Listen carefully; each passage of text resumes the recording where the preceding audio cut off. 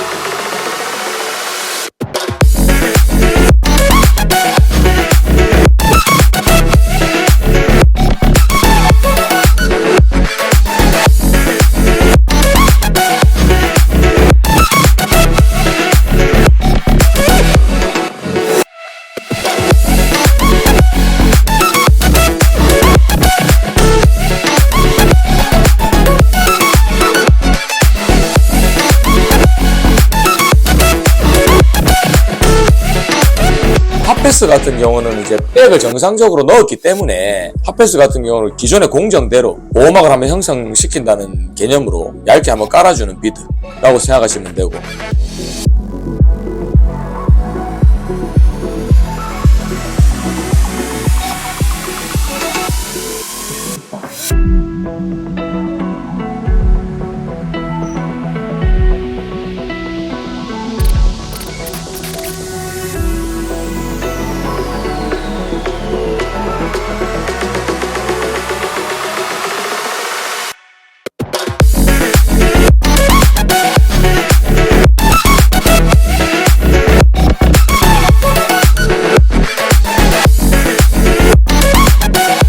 다섯 번에 용접할 때 이제 필패스가 2번의 필패스가 들어갑니다. 이 2번의 필패스를 통해서 이렇게 가득 차지만 모재보다 낮게 용접을 해주셔야 되는데, 이 필패스, 첫 번째 필패스의 특징 같은 경우는 우선에 이 마지막 필패스 들어가기 전에 윗스라를 녹이지 않으시는 것을 좀 목적으로 두고 한번 중간에 한번 깔아주시면 됩니다.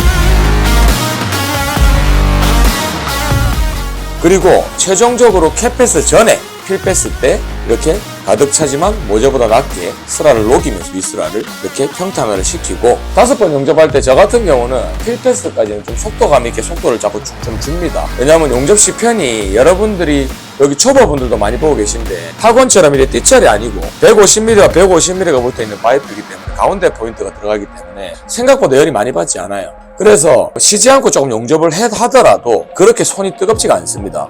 보통 뭐 화이날이나 이런 거 용접하기 직전까지는 모재가 좀 뜨겁더라도 충분히 여러분들이 하실 수 있다고 판단하에 제가 좀 추천하는 방법은 필패스까지는 조금 시간 조절을 좀 타이트하게 가주시고 캡패스 때 마지막에 조금 식혀가지고 뭐 화이날을 치주시는 게 좋지 않겠나 이렇게 생각을 합니다.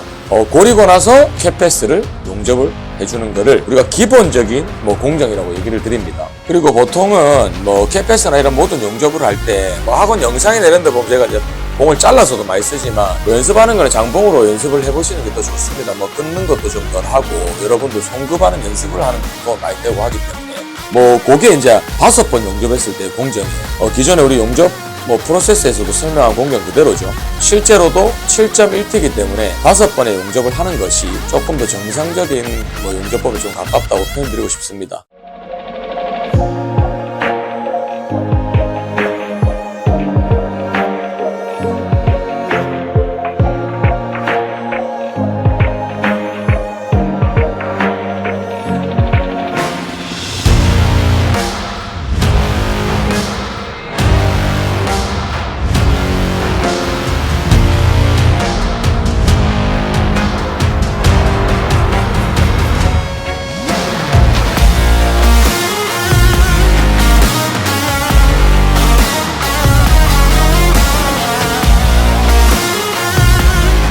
결론을 말씀드리면 보통 RT에서는 첫 번째 얘기 드린 5번에 용접하는 게 훨씬 유리할 것입니다. 그래서 제가 추천드리는 거는 사실상 여러분들이 테크닉적으로 이렇게 조절이 좀 가능하시고 용접의 기량이 좀 되시면 5번에 용접하셔도 충분히 1시간 안에 용접할 수 있으니까 5번에 하는 걸 추천을 드리는데,